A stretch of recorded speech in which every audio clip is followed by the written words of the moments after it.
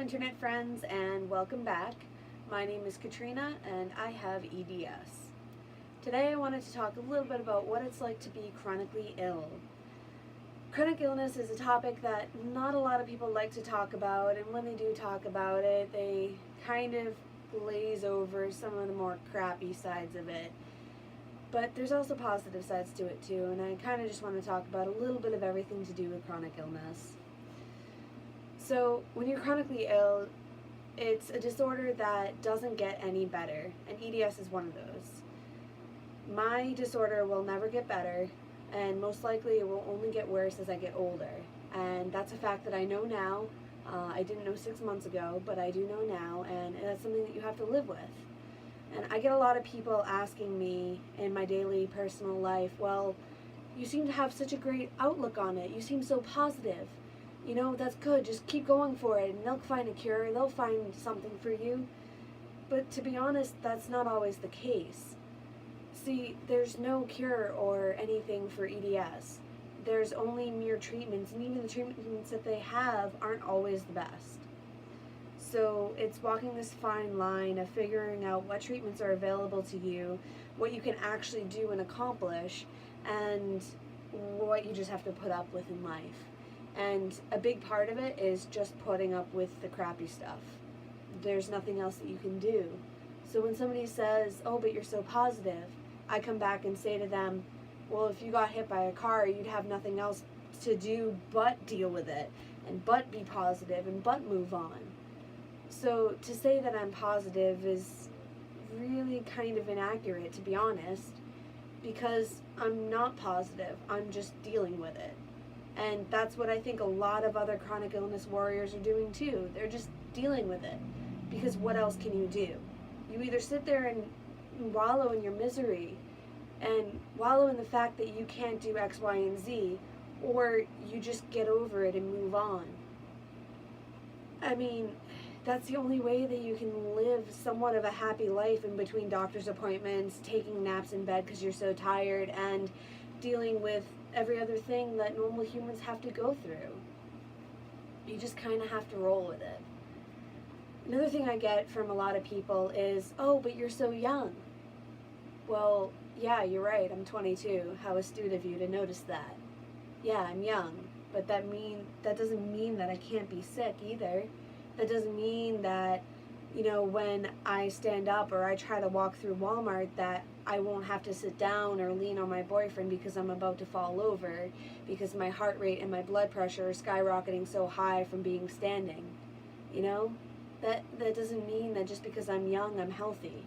And people have this sense of disbelief when they find me, and I tell them everything that's been happening with me, when just 6 months ago I had a completely different job. I was doing physical labor kind of stuff. You know, I was outside shoveling as part of my job duties, snowboarding, doing all of these crazy things, and now I'm sitting inside and have a doctor's note to have a seat and be able to sit and stand as I need because I have hip arthritis at 22. Just because it seems unrealistic doesn't mean that it's unreal. And I feel like that's something that a lot of people without chronic illness suffer or struggle with. They struggle with the fact that, you know, I can be 22 and be just as sick as somebody in their 40s or their 50s, because honestly, that's the truth. I am. I feel as if I'm in my 40s or my 50s because I have the joint pain as if I'm in my 40s or if I'm in my 50s. But again, what can you do but just deal with it? There's nothing you can do.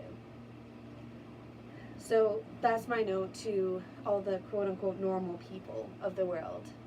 To my fellow chronic illness sufferers, if you have EDS, yeah, I get it. It sucks. You're going to have your hard days.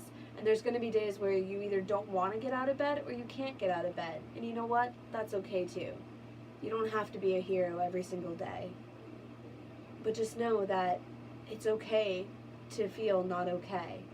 It really is. And even if you don't struggle from a chronic illness, it's true to you too. It's okay to not feel okay. And there's going to be plenty of days where you don't feel okay. But that's okay.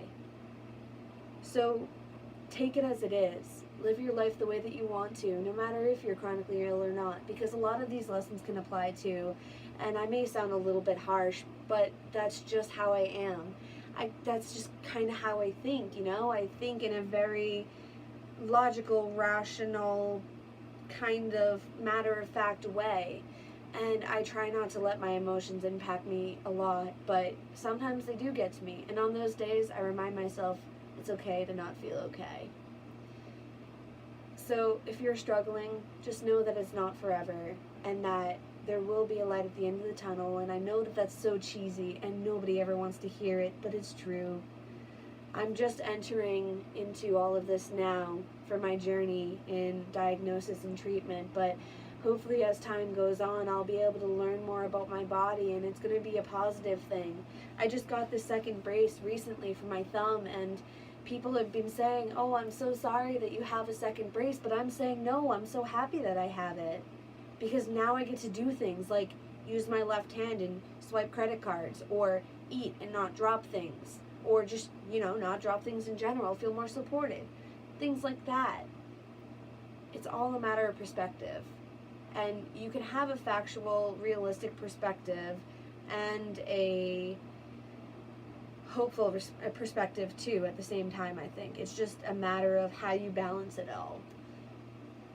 Anyway, that was quite the tangent-y ramble. I hope that came out all right in the slightest. And with that, I hope you have a good day, stay positive, and stay happy. Peace.